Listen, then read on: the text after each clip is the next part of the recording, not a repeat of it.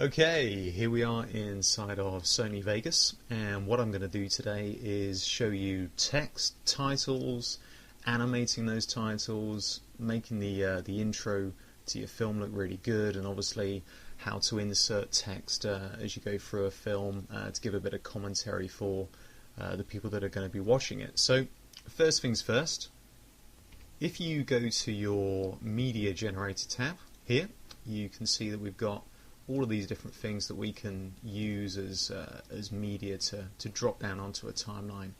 And if you look at the text, you can see that there's lots of options here that we can choose, and the ones with the checkerboard background to them, say for example on this default text here, anything with a checkerboard, it means that the only thing that you're going to really see is the text. You're not going to see this checkerboard here, so I don't think it's going to generate that. There are these ones here, which is the solid background, the transparent text, combined effects, and these ones here. These ones will be as you see them there, but the ones with the checkerboard are the ones that allow you to see behind the text, which are very handy to use. I'll give you a quick example on how we might use that. So I've got a preview window here. Let's get some fraps in there, drop that down onto the timeline, go to our media generator, and we've got default text here. And what we want to do, close that down for a second, is move the video below the text. So if you can imagine that this is a stacking order, so anything that's number one will be the first thing which will be rendered, and anything which is 2, 3 and 4 will be rendered thereafterwards in sequence. So anyway, we've got some text up here. Let me just improve the quality of that. There we go. We've got some sample text there, and whatever we want this text to be, we will be able to see the background. So what we might want to do here is let's just open on this generated media. Let's overwrite this Eve Online. Pick a new font, so say Arial Black. Drop the size down maybe to something like 36, and close that, and you can see we've got a nice text there. And what we can do is we can fade into this just the same as we can fade into the actual fraps footage itself, which might be an option you want to take. We can also fade in the text as well, like so. So that fades in quite nicely. Now you've got complete control over this, so you can decide where this text is going to be. You can move it along, you can make it longer and shorter as well. Easy to do, just grab the edge of it, extend it, contract it, entirely up to you. But let's say you were to, let me just delete this for a second, take this, the other one here, the one with the solid background. If I was to drop that in, do the same thing, Eve Online, so Arial Black, say about 36. You can see now, because this has a solid background, it means that that is a black background that's going to be generated. And it's because it is above the fraps footage, it's going to render that first. So as soon as it runs out, poof, there comes our fraps footage there. But if we were to fade that out, for example, just come back, push that forward, you can see you get not a bad transition there. So it's entirely up to you how you want to use these. These are very interesting. I mean, you can add these effects yourself, you can create them, but the default text and the solid background, these are good for when you want to add commentary. So it's static text and you just want to add a little bit of commentary into the film. It says, I don't know, maybe the ships that you're fighting, or to introduce the next scene or the next fight, you just have a little bit of text in there. But I wouldn't really use them for intros into film. You might want to make those a little bit dynamic, and to do that you want to use the ProType titler.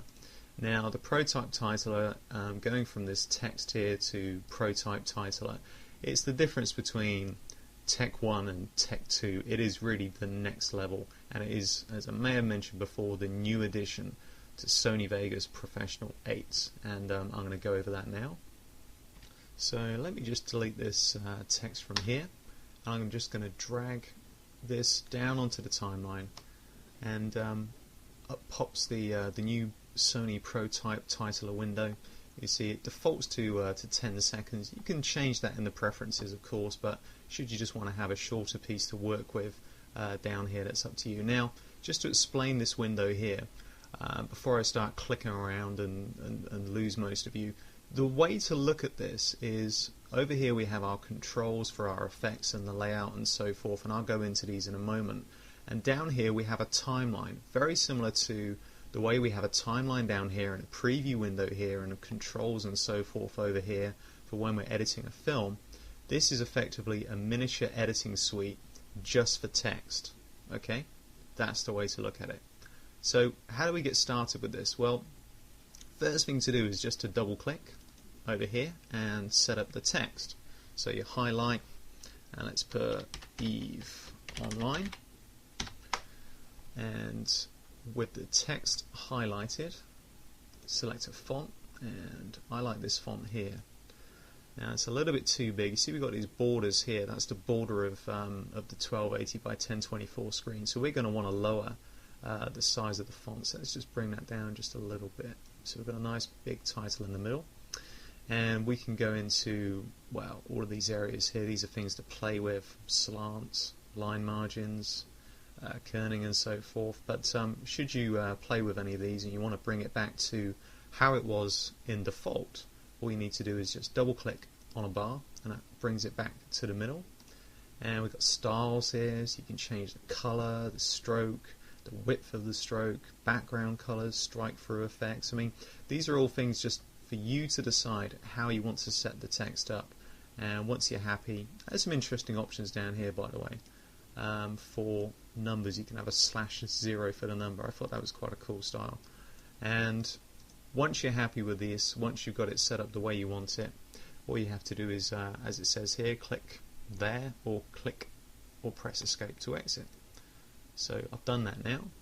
Now we've got this little thing here. I'm just going to go over this. This is the center point for the rotation, and I just want to bring that in the middle because the first thing I'm going to show you is rotation. Now let's just make this a little bit bigger. There we go. Now, like I say, this is where the timeline is. So this is a 10-second piece. You can see 2, 4, 6, 8, and then 10 at the end here. And this allows us to put into the text and the animation of the text any keyframes, any alterations, anything that's going to be something that we're going to want to play with to enhance the text in some way. So let's give you an example of rotation, and I want to click on this toggle automation like so, and then straight away I just made that a little bit bigger. I can start adding some keyframes.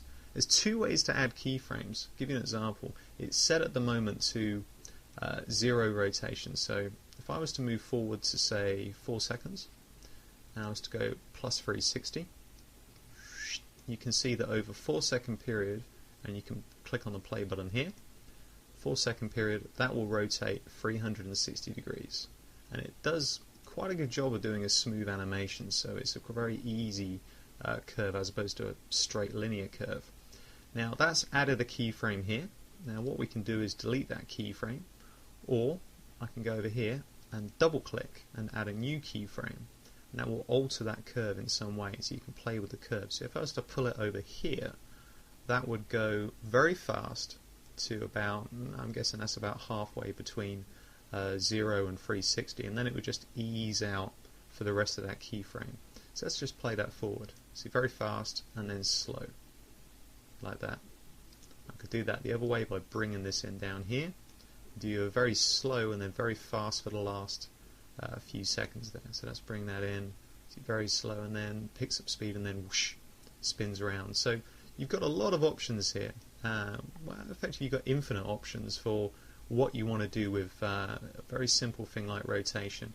We can do the same thing with scale, we can do the same thing with shearing the text and so on, and we've even got effects over here which I'll go into in a second. But without getting too complicated into this, what I want to do is make the text be almost behind, if you can imagine this is a camera, for the camera to be kind of through that O in the middle there.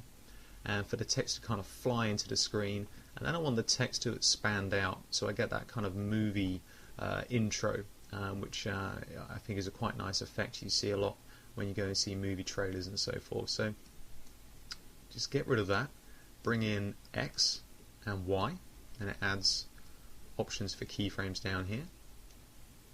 A little bit too big there. I'm just dragging these, by the way. And at the beginning, I want the X and Y value to be as high as possible. I think it goes all the way to 50. Now I can drag there and it does 10, but if I click in there, I can just punch in 50, like so. And that's kind of made the O past the size of the screen. I'm going to move forward, say 2 seconds, and like I say, if you double click, it'll reset it back to the center. Now if we watch that, you can get the idea of what that's going to do. It's just going to straight into the middle of the screen. Nice effect, a lot of impact. Big fan of it. Anyway, we can alter that keyframe, make it a little bit faster, a little bit smoother, entirely up to you. You can right click on there and change the way the keyframe happens, but I think that looks pretty much just about what I was looking for. And now I want the text to expand, so as it hits the screen, then for the letters to expand out, and that's very easy to do. We've got an option here for, and we can just toggle that up so we've got more room to work with. I'm going to go to layout. Now I want the tracking to increase, so at that point there, and I'm just going to use the arrow keys here, so it hits the screen there, stops moving. I now want to give that a little bit of life, so I'm going to add tracking at that point. I'm going to double click on there for a keyframe so that it marks the position. I'm going to move forward 2 more seconds, and I'm now going to expand the tracking outwards just a little bit, not too much, just to the edge of the screen, so just 0.23, very slowly. Let's see how that looks now. So it comes in, hits the screen, and then it expands outwards. That looks nice. So with all of the work done at the moment, let's have a look and see how we can bring that in. Now I've got that rifter shot there in the background. I'm just going to delete that for now. Let's come back here and have a look at this. Okay, that looks good. Now I think I'm going to want to take that to about 6 seconds. I'm going to have that fade out from 4 seconds. And then I'm going to have some E footage. So I'm going to take this shot here of a station. I'm going to start that about the same time that that begins to fade out, which is just about there. And I'm going to fade this in, so I get a nice transition there. Let's have a look. Plays through, even line, expands, fades, and then it fades up to that, goes from there. And that is a very simple way of getting that kind of that movie feel to it. I could even speed this up if I wanted to, just to make it more of a whoosh, boom, and then straight into the even line footage that's going to come after that. And I might do some fast editing down here and have lots of inserts of fraps footage onto that. But let's see if we can do better with this text. I mean, it looks good. We've got a black background, but let's sharpen that up a little bit and go back to our generated media and just move forward so we can see the text. Now, how can we improve this text? Well, one thing we might want to do is go to our effects and let's add a gradient on there. Now it goes standard to this orange color. I don't know why, but I'm just going to click on that keyframe there and change this color some way. So let's make that a sort of a dark blue type of color, maybe even a purpley sort of a color. Okay, strengthen that up again. There we are. So pick the color that you want. That looks good. Click on gradient fill. Now we get a nice gradient on there. Looks good. And let's add a glow. Nice. Let's look at our glow amount. Let's bring that up a little bit. And I'm going to animate the glow amount as well. So from that point there, I'm going to move forward. I'm just going to drop that down to about there. Change the glow color to RGB. Push all the colors up so I get a white glow. It's nice. I'm going to move forward a few more seconds. I'm going to drop this down. Move forward a few more seconds. Pump it back up. And then move forward towards the end. And as that fades out, that is going to drop down. So what's going to happen now? We can just preview that. It's going to come in and kind of get this pulsating effect, which is quite nice. Gives it a little bit more life. I'm a big believer in just having simple effects, just to give that touch of quality to things. You don't want to go overboard on effects. So let's just close that down and see how that looks as we blend into the next sequence here. So it comes in, vibrates a little bit, blends in. Now maybe we shouldn't have picked that blue color because we got this sort of Minmatar sky in the background. Maybe we wanted to pick another color on that, something that contrasts just a little bit better. Maybe go for a green color. So let's go back to our effects and click on there. Let's change that down to a green color, a little bit darker. Okay, see how that looks now. That looks a little bit better. And it's good with the glow as well.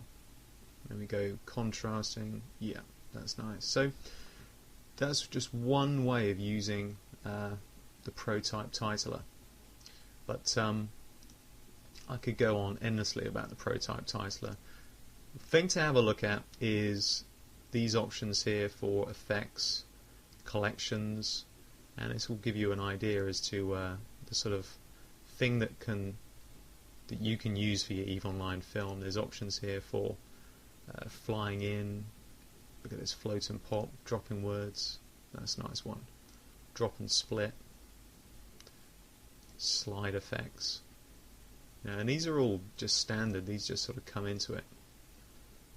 Gradients that are on there.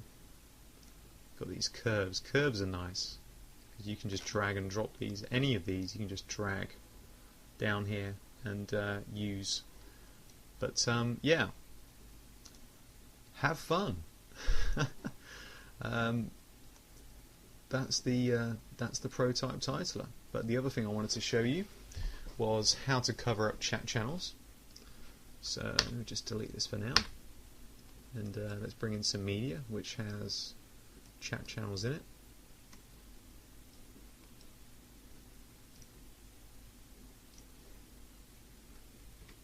Okay, so I've just dropped that into the track number 2, and let's go to media generators now. I'm going to go to solid color, black, drop that down onto the timeline, close that out for a second, shrink the size of that, and the idea is to use this black solid as something that we can just kind of size down so it's about the same size as the chat channel that you see down there.